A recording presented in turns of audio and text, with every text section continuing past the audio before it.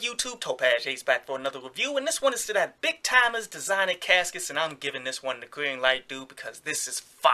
It takes me back to when Cash Money was the best out there, man, with the music that they was kicking, man, with that Manny Fresh production. Like, it doesn't matter that there's no lyricism here. It really doesn't matter that the flows of both Manny and Baby has never been any good, you dig? It's more of you like these individuals for who they are and the fact that they're on a super hot beat. And it gives you that classic Cash Money feeling, you dig? That's what really puts this over the top, because you cannot deny that they ran the period of time that they was actually in the game, man, doing their thing. This is a new song that was off the soundtrack of that Before Anything, man, where, you know, they try to put it as this is the Cash Money biopic that they started doing and all that when the NWA biopic took off and all that. But yet, the more I hear about it, because I haven't seen it, it more comes off as Baby's biopic that he did, and it wasn't nowhere near the budget of NWA. But as you break this joint on down, man,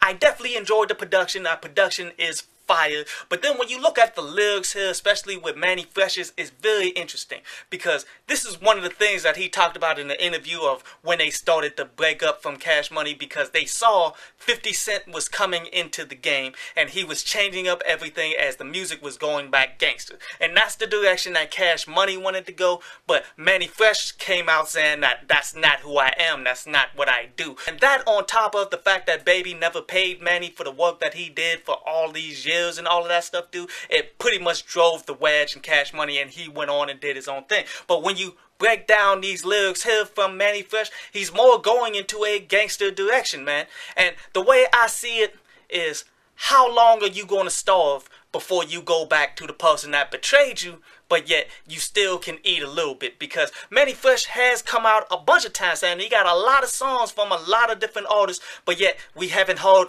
all but any of it, you dig? Nothing really hit, and I'm really questionable about that. Like, could Baby have had his own hand in that, trying to prevent Manny Fresh from actually climbing to starve him out to come back, you dig? Because look at it like this.